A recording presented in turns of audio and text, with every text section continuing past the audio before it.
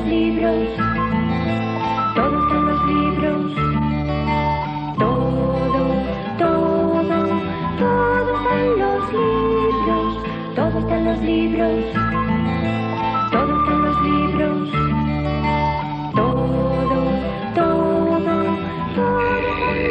Buenas noches.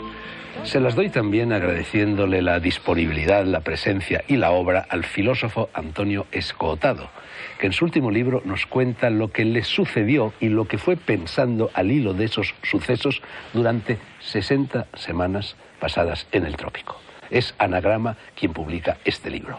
Antonio, todos los trópicos son iguales. ¿Configura el trópico, cualquier trópico, una forma de vivir, una cultura, una filosofía? Te lo pregunto porque en este libro hay dos trópicos muy distantes entre sí. Sí, yo creo que hay un trópico ventilado y un trópico asfixiante. Hay un trópico donde las 12 del día y las 12 de la noche son la misma temperatura, el sudeste asiático en gran medida. Y hay otro trópico con enfriamiento y calentamiento, como el amazónico, por ejemplo, o el que se puede encontrar en Salvador de Bahía. Y entonces, claro, el segundo, para nuestra salud es preferible. Yo creo que el primero está más adaptado a insectos y moluscos y el segundo está más adaptado a vertebrados superiores. Bueno, yo le he puesto a este rato de conversación el título, entre interrogantes, el título de Levi-Strauss, Tristes Trópicos. Tu libro es muy crítico con el trópico. El trópico ha sido para ti triste, aunque al final parece como si dejara de ser triste y se alegrara un poquito al final del libro. Pero es que siempre he sido un optimista incorregible. Lo que pasa es que me metí en una serie de líos enormes, el lío personal gigantesco de cambiar de familia a los 60 años, que creo que es el riesgo más serio que he asumido en toda mi existencia, y si reencarnase en todas las reencarnaciones potenciales. Y claro, al principio iba muy tocado de ala, iba como una perdiz con 7, 8 perdigones. Pero luego, poco a poco, ese optimismo incorregible vuelve. O sea, digamos, lo que no mata engorda, y mientras esté vivo, seré optimista. Hay una coincidencia numérica entre el título del libro y tu edad. Sí. Tenías también 60 años, los cumpliste mientras estabas escribiendo este libro, ¿no? Hay una relación. Enrique Ocaña, en esta crítica que te hizo en el Cultural del Mundo, habla de andropausia, esa crisis andropáusica que los hombres sufrimos más o menos al hilo de los 60 años, ¿no? Lo menciono, me parece que lo menciono yo en la línea 6 o 8 de la primera página. Sí, es una manera de entenderlo. Cuando haces cosas que ves que te ponen en peligro y cosas que no acabas tú de poderte explicar, una forma sensata es... pues remitirte a algo como eso. Pues mire usted, andropausia, también me podría haber dicho esternocleidomastoideo o algún tipo de cosa novedosa, algo que no sea exactamente lo que te pasa, pero que parece que enfoca hacia allá. Bueno, en cualquier caso, este libro marca un giro copernicano, no solo en tu vida familiar y todas estas cosas que tú has mencionado, sino en tu propia obra literaria, obra filosófica. Por primera vez en tu vida escribes un libro abiertamente narrativo, un libro inclasificable, porque por una parte es narración de un viaje o de una estadía en cazaderos muy distintos a los habituales en ti, es un diario íntimo, muy personal, es un descargo de conciencia, es una reflexión sobre el caos de las economías dirigidas, intervenidas y el orden de las economías liberales. Sí, sí. Bueno, es que en realidad es una novela sin ficción. En su momento, cuando lo terminé, dije, pero si esto es una novela. Hay novelas con mucho parlamento. Te recordaré, por ejemplo, La montaña mágica de Thomas Mann, ¿no? Que es que los personajes se sueltan de repente 12 páginas de parrafadas. Pero ¿se puede escribir una novela sin personajes? A mi juicio, ¿por qué no? Y sin embargo, a todas las personas a las que consulté, agentes literarios, editores, dijeron, una novela sin ficción no existe. Curioso. El libro, ya lo hemos dicho, arranca con una especie de fuga. La crisis en tu vida familiar, el cambio de rumbo existencial y 13 horas de avión por delante metido en el vientre de un aparato que despega en París y que te depositará en Bangkok. Y a partir de ahí empiezas a contarnos no solo Tailandia, también Birmania, también Vietnam, también Singapur. Sin embargo, entre estos países que yo acabo de citar, bueno, y luego aparecerá Brasil y aparecerá Argentina. Bueno, en los países asiáticos que yo he citado imperan modelos económicos muy diferentes. En Vietnam hay todavía, bueno, pues un régimen cuasi comunista, si no comunista del todo, economía dirigida. Singapur, en cambio, es la apoteosis del liberalismo. Sí. ¿Por qué los metes en el mismo saco? Bueno, es que están metidos en el mismo saco, que es estar entre las dos grandes civilizaciones orientales, que es la península indostánica por un lado y la Gran China por el otro. La gracia, digamos, histórico-cultural, antropológica de aquello es que no son ni indios ni chinos, son indochinos. Por eso tiene más gracia el nombre antiguo que tenía la zona Indochina que el nombre actual, sudeste asiático. En Birmania se nota mucho más la influencia india, por ejemplo, ¿no? Porque son contiguos, aunque también hacen frontera con los chinos. En Tailandia, yo diría, y en Vietnam se nota más la influencia china. Pero es ese caldo de las dos culturas el que lo informa. Por eso, por ejemplo, en Tailandia y en todos esos países reina el budismo Theravada, que no es más que una herejía del hinduismo antiguo, y también alguna influencia de la religión oriental. O sea, habrás visto, tú te acordarás, tú has viajado mucho por estos sitios, hay dos tipos de altares en cada casa. Uno son los altares budistas y otros son los altares a los espíritus. Cuanto mejor te va la vida, más deben crecer cada altar. Y si no los haces mayores, la gente del pueblo, de la ciudad, tus vecinos se van a enfadar mucho, no un poco, mucho, porque no le estás dando al Dios o al rector espiritual lo que él se merece. En cambio, si la vida te merma y te menguas, pues no los puedes dejar del mismo tamaño, no pasa nada. Ya que hablas de altares y de templos, pese al escepticismo tropicado que impera en el libro, al final vienes a decir, reconoces que sería conveniente para muchos jóvenes españoles, occidentales, de nuestro entorno, pasar una temporadita en un templo budista. Uy, sí. La verdad es que me fue gustando cada vez más fue la dimensión de eternidad de esos parajes. Me parece que hay unas partes que le dedico al Carabao, al búfalo de agua, que es como un prototipo de la serenidad impasible. Y al mismo tiempo de la benevolencia hacia los humanos, porque yo me he hartado de ver carabaos con niños subidos encima, como mi niña Rebeca de 4 años subida a un animal que pesa 1000 kilos, pero no pasa nada, ese animal no hace daño a nadie. También llevan pajaritos encima que picotean los llevan parásitos, cogida ¿no? una anilla de la nariz, o sea, pero sin hacerles un roce. Y bueno, acabé convenciéndome de que, claro, el monasterio, el Wat budista, es incomparablemente mejor que nuestros antiguos cuarteles. O sea, nosotros perdíamos el tiempo, el humor, y nos daba úlcera justificada estar allí entre aquellas voces de mando y aquellas arbitrariedades criminales de la jerarquía militar. Y en el monasterio, en el Wat, claro, nuestros chicos que ahora andan, pues eso, con movilmanía, bulimia, anorexia, drogomanía o lo contrario, con todos esos temas, 3 mesecitos cada año de monasterio, me parece que sería excelente. Hombre, yo haría unas modificaciones, Fernando. O sea, por ejemplo, ¿cuáles? Suspendería el voto de castidad. Ellos tienen voto de castidad, obediencia y pobreza. Yo durante esos meses les suspendería el voto de castidad y permitiría monasterios mixtos, wats mixtos. Bueno, en realidad da lo mismo, porque el voto de castidad, aunque se formule, nunca lo respeta nadie o casi nadie, ¿no? Ni en el cristianismo, ni en el budismo, ni en ninguna parte, ¿no? Nosotros nos íbamos y cuando faltaba una semana o 3 días para irnos, unos monjecitos se afeitaron, se pusieron cejas postizas porque están obligados a afeitarse, y se pusieron peluca y se fueron a un karaoke. Los pillaron. Bueno, señal de que lo que yo estaba diciendo, que no respetan el voto de castidad, suponiendo que ocurriera algo en aquel karaoke. No, pero debe ser que no lo hacen con frecuencia, porque la pena que les iban a aplicar era muy severa, entre 2 y 5 años de cárcel. 2 o 5 años de cárcel.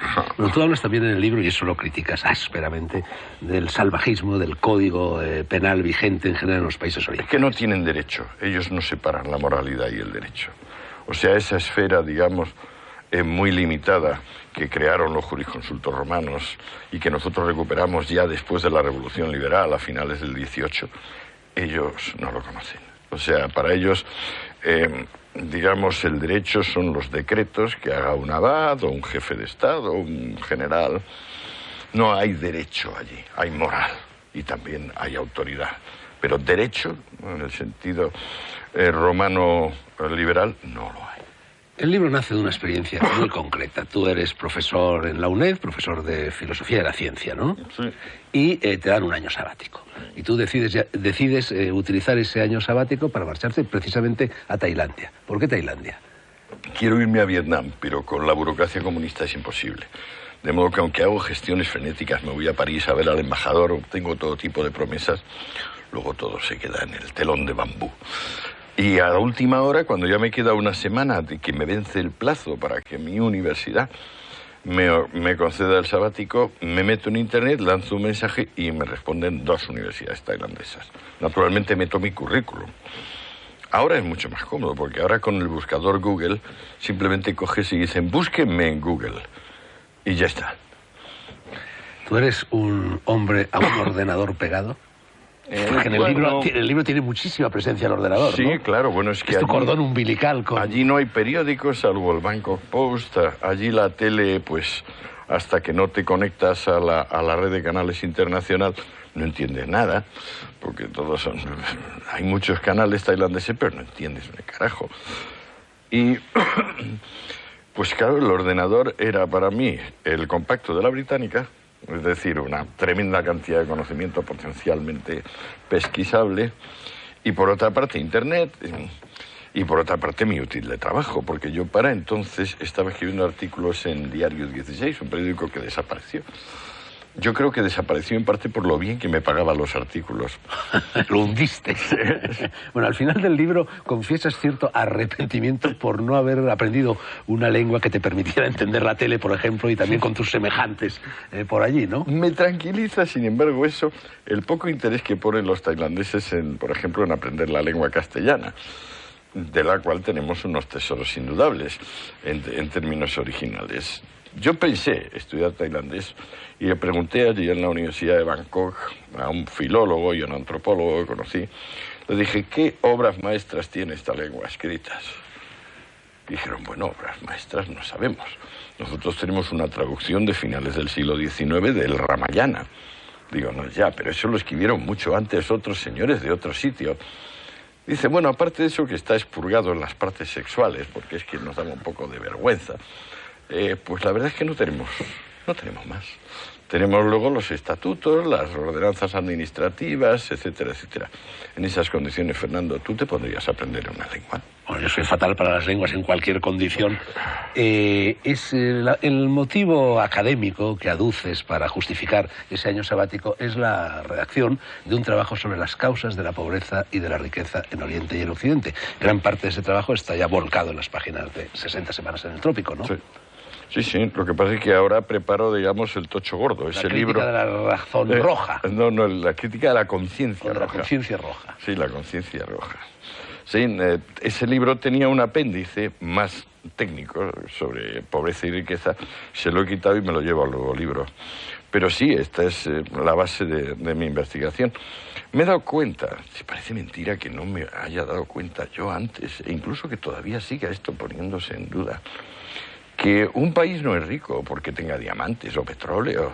Un país es rico porque tiene educación. Educación significa que aunque puedas robar, no robas. Educación significa que tú vas pasando por la calle, la acera es estrecha, y tú te bajas y dices, disculpe. Educación es que, aunque vas a pagar la factura de una tienda o de un restaurante, dices gracias cuando te la traen. Das propina y cuando te devuelven, lo último que te devuelvan, vuelves a decir gracias. Cuando un pueblo tiene eso, cuando un pueblo tiene educación, un pueblo es rico. O sea, en definitiva, la riqueza es conocimiento. Y sobre todo un conocimiento que le permite el respeto ilimitado por los demás. Si tú te metes en gran parte del mundo en un vagón de metro, en un autobús apretado, es muy raro que cada uno de los que te vaya apretando vaya diciendo, como sucedería en Suiza, hoy en día en España, perdone, disculpe, perdone. Donde no se produce eso, el pueblo es pobre. Bueno, hemos dicho que hay 2 libros en uno. Uno es la parte de diario íntimo, la otra es la parte, en fin, de especulación filosófica, filosofía moral. Porque tú has dicho que este es un libro fundamentalmente de filosofía moral, ¿no? ¿Por qué? Claro, ¿Qué sentido? Bueno, es una revisión de Hume. Pues yo había dejado a Hume fuera, como yo venía de filosofía pura y dura, o sea, Aristóteles. Vienes de Aristóteles Hegel. Claro. Y redescubres a Hume y Adam Smith. Exacto, Hume y Adam Los dos Smith. mentores de la filosofía moral predominante en el libro. Moral Philosophy se llamaba la cátedra a la que aspiró vanamente Hume y que luego le dieron a Smith.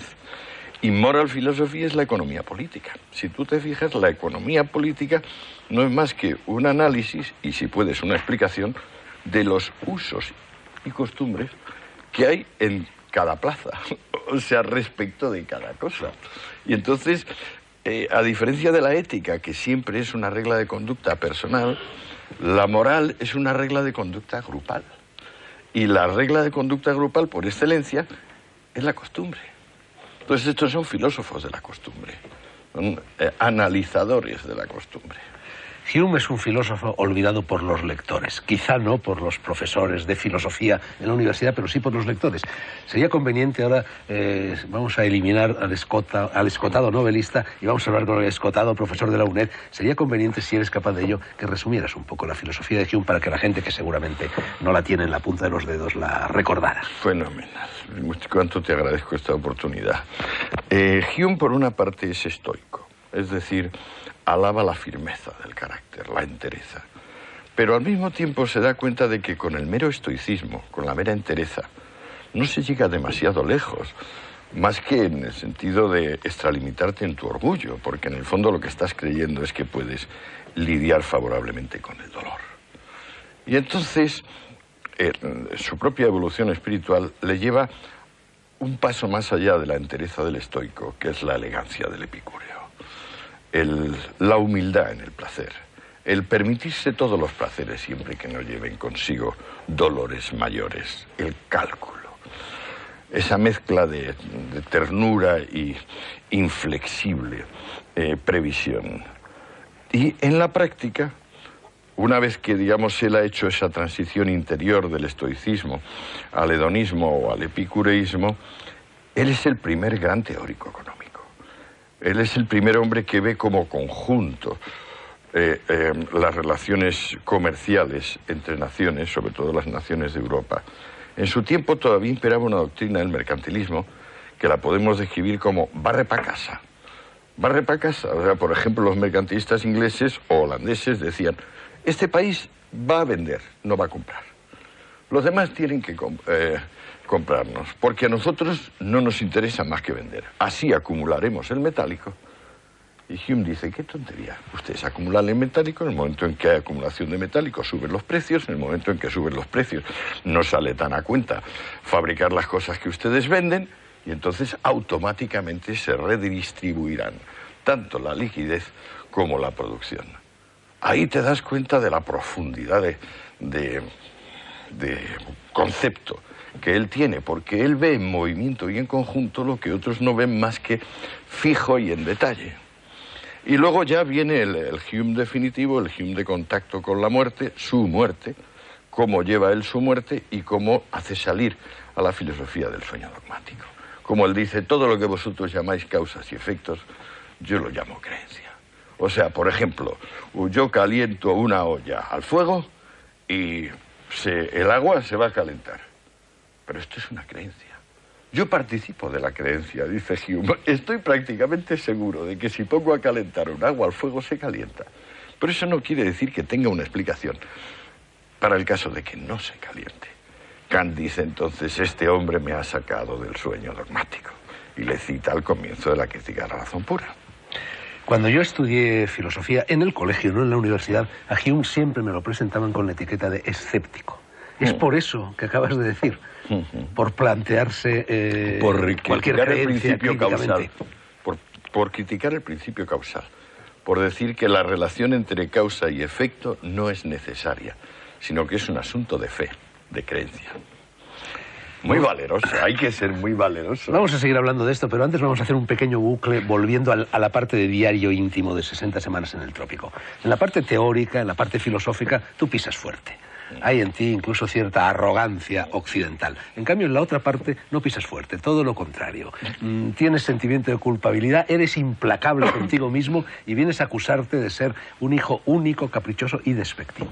Sí, sí. Ahí hay un doble criterio en el libro, ¿no? Sí, bueno, tú que conoces también sustancias visionarias, no sé si alguna vez habrás tomado ayahuasca, al menos ayahuasca tan potente y tan seguida como a mí me toca tomar ahí, o sea que son 4 Cuentas días. un viaje con ayahuasca en Brasil, 4 viajes seguidos, sí. al término del libro. O sea, ¿no? alterno. Viajes anteriores a tu viaje Sí. a Tailandia, ¿no? No, posteriores, pues es el posteriores. final, sí, el final. Sí, está al Cuando final, estoy pero en yo creía Manaus. que se refería a un viaje Pues anterior. voy o sea, digamos, lunes, miércoles, viernes, domingo. Y claro, ya el domingo ya es mucho viajar, ya es 3:15. Y la ayahuasca, yo creo que se diferencia de otras grandes drogas visionarias, como por ejemplo el ácido, o los honguitos, o la mescalina, en que es mucho más social. O sea, en que a mí por lo menos me tenía presente a todos los demás. Pero de hecho se toma siempre coralmente, ¿no? Incluso con factores telepáticos inquietantes. O sea, Dicen que tiene telepatina, una sí, sustancia lo llamaban activa, ¿no? telepatina. Psicoactiva. El primer químico que aisló los ingredientes activos, que por cierto se equivocó porque son 3 y él creyó que era uno solo, lo llamó telepatina. A mí desde la segunda toma me daba la incómoda sensación de que cualquier cosa que pasase por dentro de mí me la estaban captando los demás. Y yo desde luego estaba dentro de mis vecinos, o sea... Pero claro, hace falta unas dosis. Yo en España me habían dado ayahuasca un par de veces, pero nunca me había puesto ni remotamente cerca de eso. También es incómodo. En esas altas dosis tienes una tendencia a vomitar, al vómito, ¿no? al vómito y a la diarrea, que casi imparable. No sé, hay que estarse muy quietecito. Me preguntabas antes si yo he tomado ayahuasca y sí, por supuesto que la he tomado aquí y en Brasil. Y a mí me sucedió en la primera ingesta de ayahuasca algo que realmente me sorprendió mucho porque no me había sucedido nunca antes en otros viajes psicodélicos. Me sucedió que me asomé a mi conciencia. Ya que hablábamos de sentimiento de culpabilidad en la parte diario y íntimo, yo me asomé a mi conciencia, la vi como un tubo, creí que ese tubo iba a estar lleno de escupitajos, de telarañas, de murciélagos, y entonces me sorprendió muchísimo porque estaba limpio, bruñido, como los chorros del oro. Y entonces me descondicioné tremendamente. Bueno, y precisamente tú te vas a Oriente, y Oriente, una de las cosas que propone la sabiduría oriental es el descondicionamiento frente a todo sentimiento de culpa, lo cual seguramente tiene que ver con la existencia o no existencia del pecado original, que allí nunca lo hubo. No, sí, además ahí me lo dice. Una de mis compañeras dice, tú mereces la dicha, sabes que la mereces y sin embargo no te atreves a reconocerlo. Y lo que evidentemente me da cuando yo ya me envuelvo en la sábana y digo, bueno, vale, ahora me trago la culpa y ahora vamos a ver si me muero, ya definí tranquilamente. Entonces no solo es que no te mueres, vas respirando cada vez más firme, más claro. Y lo que va apareciendo no es el yo, estoy mejor, estoy peor, sino van apareciendo los otros. Van siendo cada vez más intensa la sustancia de todos los que te acompañan. Por eso a mí el sentimiento que me da es un sentimiento republicano, es decir, un sentimiento de cosa común, o sea, de la sustancia participada por cada uno de nosotros. A mí el segundo hecho sorprendente que se produjo en mi primer viaje de ayahuasca, te lo digo también, se lo digo sobre todo al filósofo, porque tiene bastante que ver con el ser y la nada, para ponernos así un poco pedantes. De repente vi un agujero negro y me caí en el agujero y durante aproximadamente media hora, lo sé porque al emerger del agujero miré el reloj y había transcurrido aproximadamente media hora, estuve en la nada, no existí. Y sin embargo fue extremadamente placentero.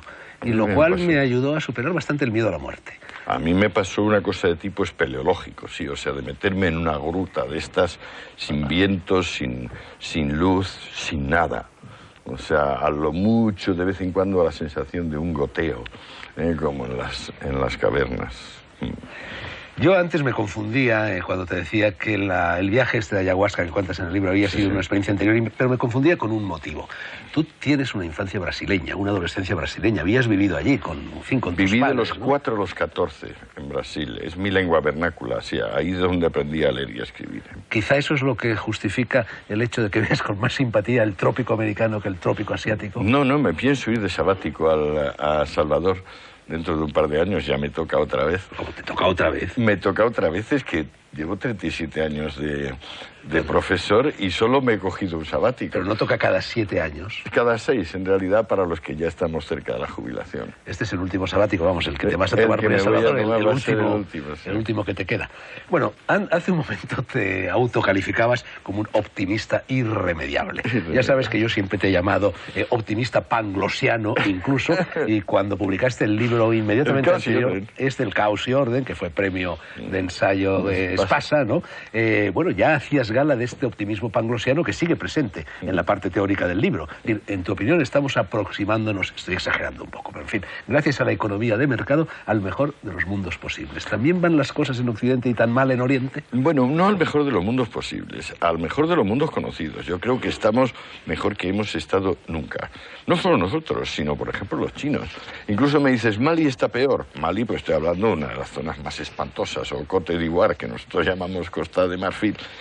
Sí, pero la diferencia es que, por ejemplo, las estadísticas económicas nos dicen que Costa de Marfil está mucho mejor que hace 30 años y mucho mejor que hace 200. Pero es que nosotros, por ejemplo, los suizos o los españoles, estamos 300 veces mejor. Entonces, si ellos han crecido 2 o 3 veces y nosotros hemos crecido 300 o 400, eso no significa que ellos no hayan mejorado. Eso significa que no han mejorado a nuestro ritmo. Ahora, nosotros nos encontramos con problemas evidentes, gravísimos, de polución, de cambio climático, de capacidad de los padres de transmitir valores a sus hijos. Es muy difícil ahora enseñar buenas costumbres, que es la obligación de los padres. Muy difícil. Ten en cuenta que de los libros se ha pasado a las pantallas. Se parece un poco el tránsito de pantalla a pantalla al tránsito de hoja a hoja en un libro, pero es distinto. La mayor parte de nuestra juventud es analfabeta funcional, en el sentido de que sabe leer y escribir, pero ni lee ni escribe jamás. Y si incluso le dices, oye, escribe esta carta, le puede dar un ataque intenso de angustia que nos haga pensar en llamar al doctor Freud o a algún amigo suyo para que lo calmen, ¿no? Tus hijos, ya que los mencionas, tienen bastante protagonismo en el libro. Van y vienen, ese montón de hijos que tienes, porque si hubieras vivido, que viviste en la época de Franco, te habrían dado un premio por familia numerosa, ¿no? Sí. 6, y creo que vas a incorporar un 7º en fecha próxima. Sí, voy a incorporar un 7º, sí. ¿Cómo reaccionaban tus niños cuando llegaban al trópico, ante el trópico? Cada uno a su manera, porque cada uno tiene su edad y tiene su constitución. Es el más divertido, el que yo creo que el que más hago es mi hijo Jorge, que es hercúleo, tiene la bondad, la salud y la energía de Hércules. Incluso sexualmente. Cuentas ciertas proezas en la isla aquella que sirvió de base a una película, horrenda la película. Sí, cierto, sí, ¿no? pero es verdad que consiguió, digamos, cohabitar con varias mujeres y al mismo tiempo evitar que le tocasen la cartera. Esto ni el mismísimo Hércules lo logró. O sea, Hércules, si cohabitaba, se le llevaba la cartera, ¿sí? Bueno, algunos de estas críticas que han aparecido a cuento de tu libro y que tengo por aquí, dice que no eres ecuánime, que eres muy partidario de la mujer asiática y en cambio no tan partidario del varón asiático. ¿Razones sexuales aparte, hay algún otro motivo así de más profundidad? Bueno, batallitas no hay ni una en este libro. No, batallitas tuyas, al contrario, no. Permaneces casto a lo largo del libro. Sí, soy completamente casto a lo largo del libro. Pero defiendes a la mujer asiática y en cambio atacas duramente al varón asiático. Es que la mujer asiática trabaja, el hombre asiático no trabaja. Da igual que sea, por ejemplo, un supermillonario general, o que sea un pobre desgraciado, analfabeto, que vive en una aldea mísera de la provincia, por ejemplo, Isan, más miserable de Tailandia. Da igual, quien trabaja es la mujer de cada uno. El hombre no trabaja, el hombre está allí, pues, tomándose unas copichuelas con los amigos, sesteando en las salas esas rectangulares, o zorreando. Por eso yo digo en el libro que tiene fama el Thai de ser el varón más putero del planeta. O sea, cuando hicieron la Universidad de Chulalongkorn unos estudios bastante detallados sobre la famosa prostitución tailandesa, no tuvieron más remedio que reconocer una cosa que no gustó al gobierno, que es que 5 de cada 6 mujeres son para tailandeses. Lo que pasa es que los burdeles tailandeses no son como los burdeles de los turistas, o sea, son tiendas de muebles, peluquerías, otro tipo de establecimientos comerciales donde ellas llevan unas cintitas que revelan aproximadamente cuáles son sus precios.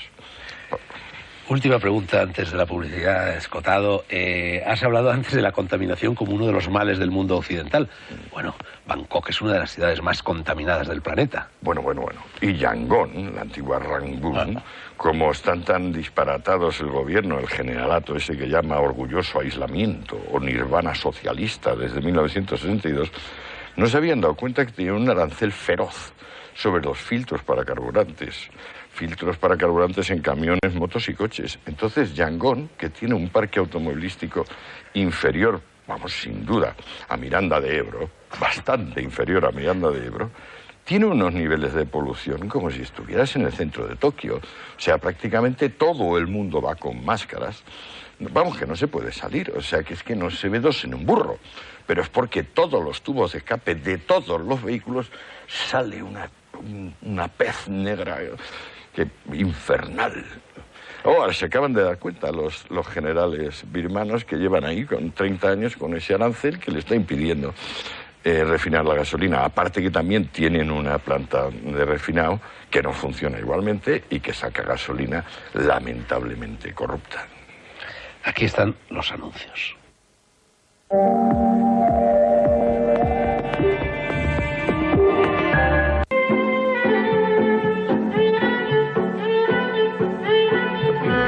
Segunda parte de Negro sobre Blanco.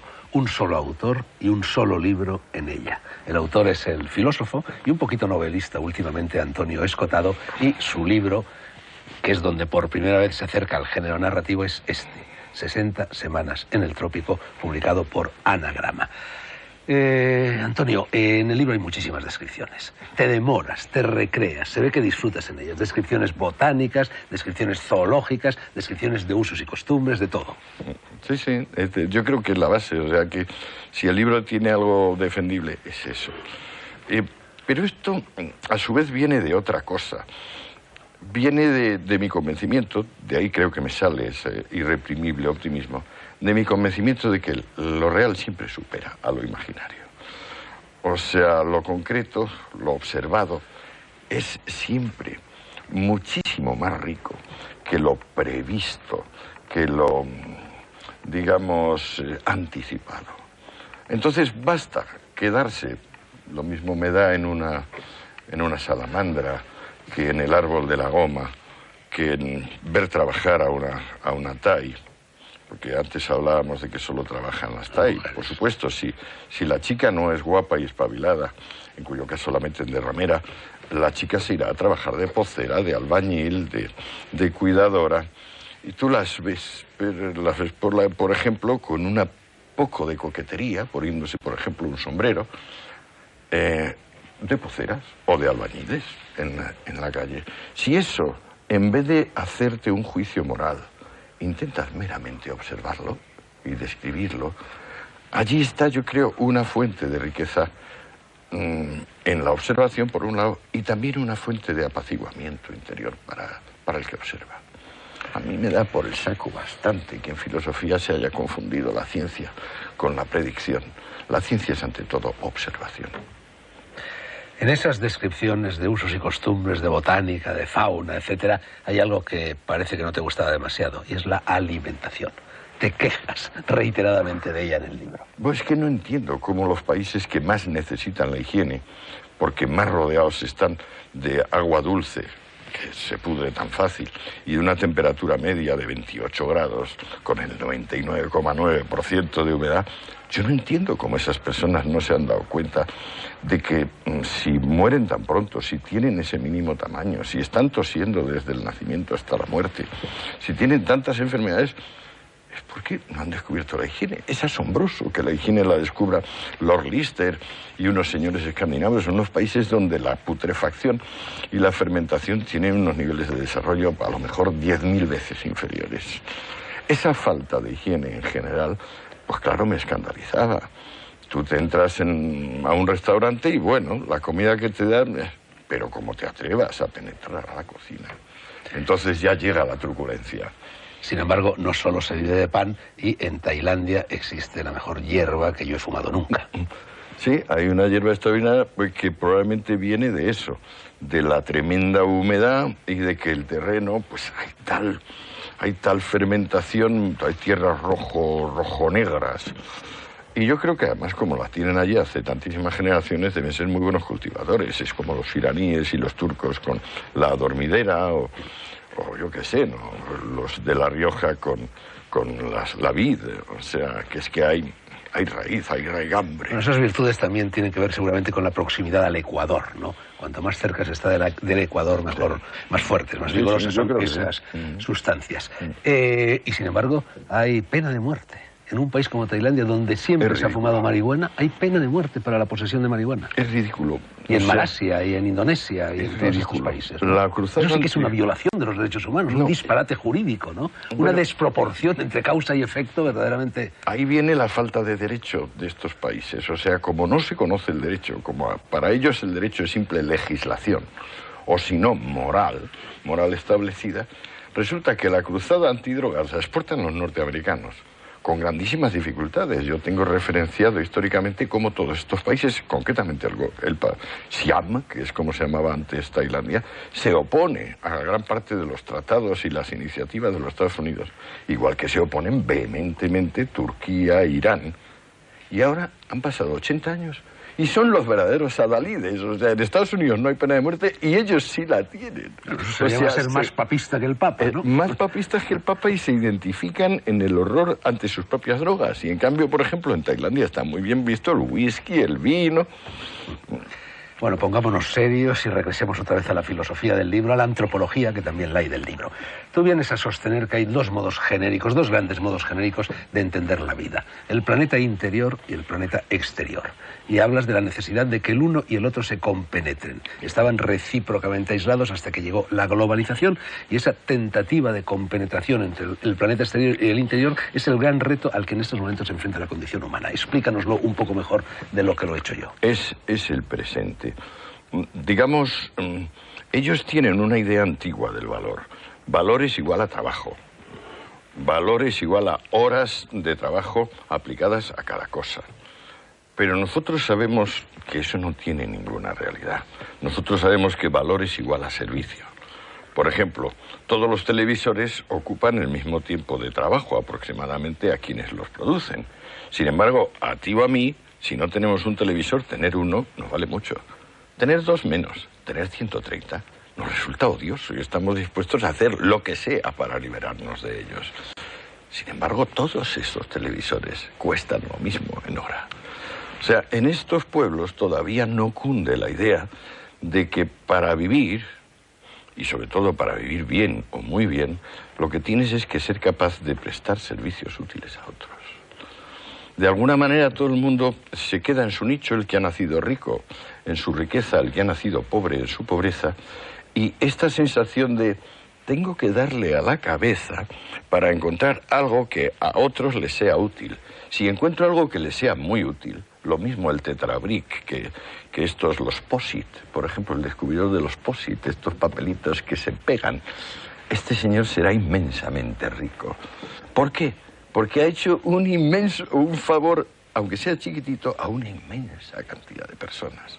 Este respeto que viene con la ciudadanía y con la revolución que impone el derecho, donde antes no había más que legislación o veleidades morales de cada lugar. Esta revolución es la que funda el planeta interior, pero ha tenido tal éxito que se difunde por todo el orbe.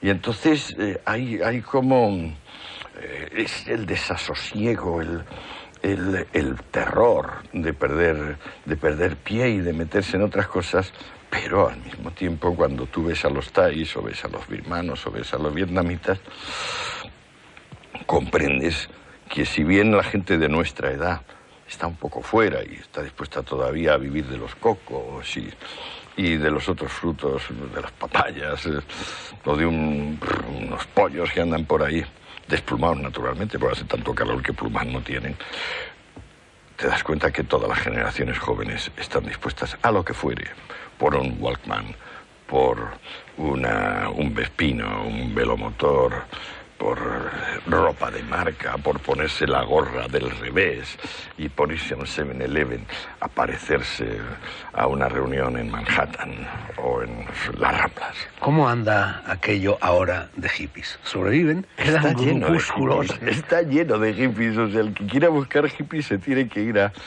Tailandia y a Vietnam.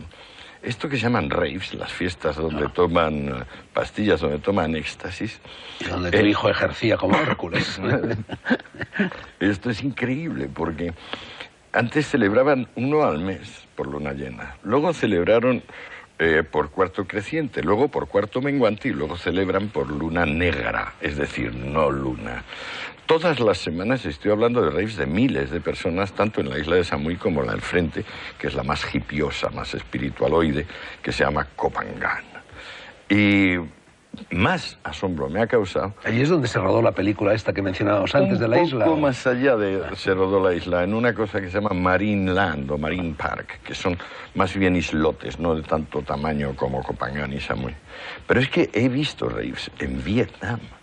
Y he visto raves multitudinarios en Manaus, que al fin y al cabo aquello es la en Vietnam, por un régimen comunista. En Nha Trang he visto raves poderosos, he visto raves de miles de personas, de las cuales el 90% o el 80% serían occidentales, australianos, neozelandeses, norteamericanos e ingleses, pues naturalmente eran los abastecedores también, eran los que venían con las pastillas y los que venían con los disc jockeys y la música. Trazas, por cierto, un paralelismo entre Nha Trang y lo que fue Torremolinos y la Costa del Sol, ¿no? Sí, sí, bueno, es que hay algo parecido, o sea, digamos, el desarrollismo inicial. Allí afortunadamente las casas son un poco más bajas, pero también en Torremolinos en principio eran más bajas. O sea, ojalá no se estropeen como se ha estropeado Torremolinos, pero en el fondo se parece. Hay algo, una monstruosidad, que denuncias insistentemente en el libro, que te irrita mucho, que también a mí me irrita muchísimo cuando voy a estos países, pero que sin embargo tiene que ver con uno de los valores del mundo occidental, con el turismo. Me refiero al doble rasero económico. Me refiero al hecho de que tú, en cuanto rostro pálido que viene de fuera, vas a un hotel, compras un billete de avión, comes en un determinado sitio, llegas a un museo y tienes que pagar mucho más de lo que pagan los locales. Sí. Eso realmente es de una inmoralidad. Fíjate que en la India, por ejemplo, entrar en el Taj Mahal, y todas las personas que van a la India quieren entrar en el Taj Mahal, cuesta 8.000 pesetas, que es muchísimo más de lo que gana un honrado trabajador indio a lo largo de todo un mes o de 2 meses, ¿no? No, y en Tailandia y en Birmania hay, bueno, y en Vietnam, se llama cortesía con el nacional, que si tú haces una cola... Y descortesía con el foráneo, claro, si haces una cola, ya al final llegas ahí, pero tienes 2 thais o 2 vietnamitas detrás de ti, tienes que hacerles espacio y ellos van a ser despachados antes para lo que fuere, un visado, un pasaporte, un permiso de esto o de lo otro, pagar el teléfono. Y tú dices, bueno, sobre todo, esto es tanto más inaudito cuanto que ellos están enviando millones de personas a Europa, a Estados Unidos, a Australia, a Canadá, millones de personas que necesitan solidaridad, todo lo contrario de discriminación. Pero bueno, eso es otra de las cosas que al no conocer el derecho, no conocen el principio de reciprocidad. No lo entienden. O sea, por ejemplo, está muy mal visto hacer preguntas, porque a lo mejor el preguntado no sabe contestar, entonces queda en mala posición. Y si uno dice, bueno, pues no hago preguntas. Sin embargo, ellos hacen preguntas sin parar. Te llegan a preguntar qué ganas al mes, cuántos hijos tienes, cuánto te vas a quedar. Entonces, el principio de reciprocidad no lo tienen claro. O sea, simplemente la vieja cosa mercantilista de barrer para casa, barrer para casa, barrer para casa. Y tú dices, no, si donde vamos a ser prósperos es todos reconociéndonos a todos. Un respeto que todos nos merecemos. Pero no, eso cuesta. Los occidentales tienden a creer que la filosofía es un producto exclusivamente occidental, que nace en Grecia y alrededor de Grecia se produce una serie de círculos concéntricos, Alemania, etcétera. Sin embargo, hay también una filosofía oriental, una filosofía poderosa, una filosofía incluso en muchos casos anterior a la formulación filosófica de la Hélade, ¿no? ¿Has aprovechado tu paso por allí para estudiar un poco esta filosofía? Pues sí, la verdad es que sobre todo la religión que tenía allí, que era el budismo Theravada, el budismo del sur, que le llaman también de los antepasados o democrático. Esto sí que le estuve prestando mucha atención a través de un amiguete que llevaba allí 20 años y tenía gurús. Son bastante sabios, es decir, uno se encuentra en los monasterios budistas un señor trilingüe con toda tranquilidad que le está hablando igual de André Malraux que de Aristóteles. Esto es, no lo puedo negar. Pero la filosofía que nos llega de este mundo, que yo creo que entra como con un chorro poderosísimo a través de Platón. El gran Platón es el que coge la filosofía oriental, todo esto de la transmigración de las almas, la eternidad de lo espiritual, los votos de pobreza, obediencia, castidad, los principios comunistas de la República, todo esto. Toda esta tendencia acaba llevando, con Schopenhauer, en el siglo pasado, en el XIX, después de mucho digerirla a Occidente, al extremo pesimismo en el que realmente consiste. O sea, a los infinitos grados de inanidad del ser. ¿Hasta qué punto el ser realmente es nada? Menos que nada. ¿Hasta qué punto el mundo no es más que ilusión? Velo de malla. ¿Hasta qué punto la felicidad no se puede conseguir más que renunciando al deseo? ¿Hasta qué punto lo mejor que podemos hacer todos es declararnos mortificados y mortificantes? ¿Hasta qué punto, digamos, la ganancia, la lujuria, el éxito, la tranquilidad son signo de falta de virtud moral?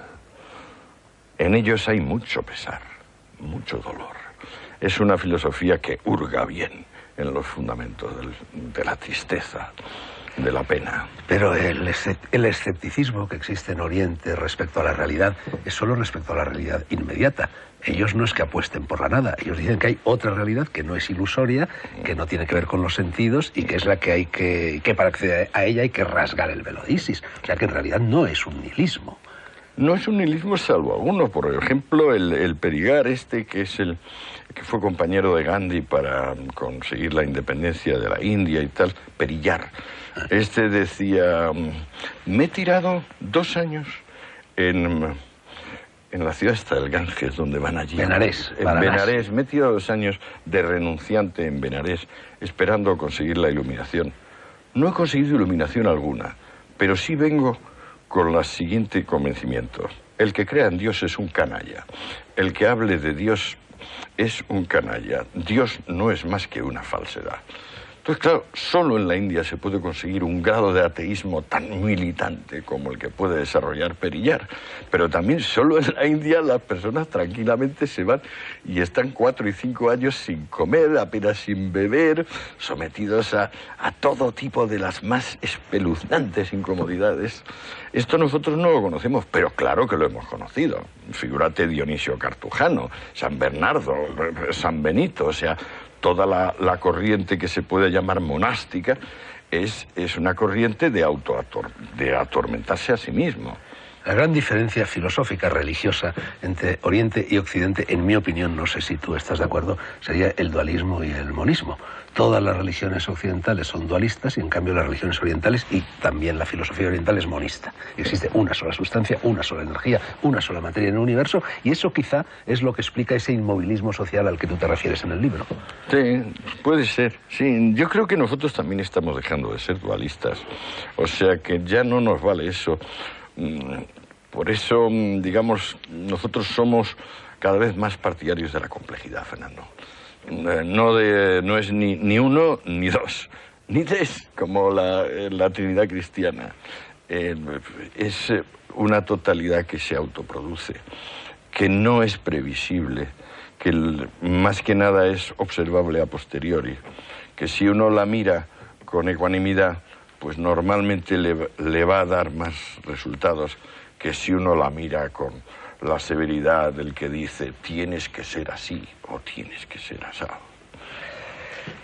Todo lo que decías al comienzo de esta entrevista, que ya está terminando, acerca del estoico, acerca del epicúreo, acerca del lícito ejercicio del placer, se da de bruces con el budismo, se da de bruces con la filosofía oriental, porque en definitiva lo que tú estabas proponiendo era el apego como causa del placer y para eliminar el dolor, y en cambio allí te dicen exactamente lo contrario. Es el apego lo que genera el dolor y es el desapego lo que genera la felicidad. Claro, pero es que está muy claro. Nosotros, un señor como Siddhartha Gautama, que se va a la calle, donde normalmente, vamos, su padre y su madre le tenían separado de la calle para que no viese el sufrimiento, para que no viese los límites, y un día ve un enfermo y otro día ve un muerto, y entonces empieza a preguntar, pero es que hay enfermedad, hay dolor, hay muerte. Y le resulta tan insoportable eso que se lanza durante años y años a una vida de extrema mortificación. Y al final, ya debajo del árbol banyan, dice, pues aquí me quedo hasta que me muera porque no estoy dispuesto a vivir una vida dolorosa. Y entonces es cuando ya le llega el nirvana, le llega la iluminación y le deja de doler. Vuelve y la mujer le dice, pero has estado mucho tiempo fuera. ¿Qué le has traído a tu hijo que ya ha crecido? Y saca este hombre, este mega depresivo, un cuenco de mendigo y le regala el cuenco de mendigo a su hijo. En nuestra cultura, ¿tú crees que se admite que un padre, en vez de cuidar de su mujer y de su hijo, se largue a mortificarse y luego le regale un cuenco de mendigo para que vaya a hacer la calle? Naturalmente nosotros tenemos otras ideas sobre la felicidad. Pero no conduce el dualismo a un exceso de competitividad, y a menudo incluso a guerras, que sería ya el colmo de la competitividad, y en cambio el monismo a lo contrario, a la cultura de la negociación, a la cultura de la complementariedad frente a la competitividad. Ojalá fuese una esfera de negociación. Antes mencionabas la tremenda discriminación de precios y tratamiento que veríamos ahí.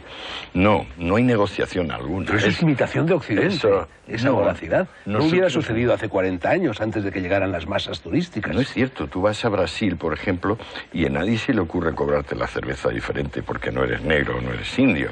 Eso solo te pasa en el sudeste asiático. Y en África empieza a pasar. En África también pasa, sí, es cierto, pero hay sitios donde pasa y sitios donde no pasa. Tampoco pasa en México, por ejemplo, y no es que gran parte de la población de México no sean aborígenes. Bueno, pero tampoco pasa en Japón, que es Oriente. No, porque Japón es civilizado, igual que no pasa en Singapur. No, claro, no, eso es signo de incivilización. No, estamos hablando de la competencia, es un tema que no hemos tocado, del mayor interés. La competencia en realidad es meritocracia. La competencia quiere, por una parte, que el que mande no sea el productor, sino que el que mande sea el consumidor. Y entonces somete a los productores a una meritocracia. Es decir, el que produzca el servicio más útil, más rápido, más seguro y más barato, se queda con el cliente. Ellos, como no tienen ese afán de autoemulación, es decir, ese gusto por la perfección, el primer problema que se encuentran es que los productos que sacan adelante son unos productos muy defectuosos. Yo menciono, por ejemplo, las neveras Nacional, que ellos tienen un monopolio como tuvieron la SEAT en España de los coches, y ellos ya saben, hace 20 años, que la puerta de la nevera grande y de la mediana, la puerta del congelador, que es de plástico, la bisagra de arriba, se rompe a la tercera vez que se abre. Solo saben hace 20 años, pero sigue la bisagra haciendo eso con graves problemas, porque entonces se hace demasiado hielo, se derrama. No es que lo piense yo lo observé durante un año, pero luego fui comentando con amigos, dueños de hoteles. Pasa así. Esto entre nosotros es imposible. ¿Por qué? Porque hay una competencia y hay otras neveras y la Nacional pues ocuparía el lugar que ocupa nuestra SEAT. Pero ¿no choca el concepto de la meritocracia con el concepto de igualitarismo, que es el imperante en la cultura judeocristiana del mundo occidental? Bueno, pero es igualdad, ya fuera de tiempo. Fernando, es igualdad ante la ley.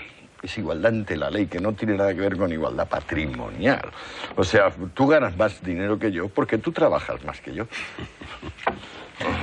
¿Cuándo llega la crítica de la conciencia roja? Sí, entonces... Que será también una crítica de lo que llamas la santa pobreza. El otro día leía un artículo tuyo en El Mundo. La secta de la santa pobreza. Sí, sí. ¿Está al caer? Pues mira, la verdad es que me está gustando tanto. ¿Que va a ser así de gruesa o qué?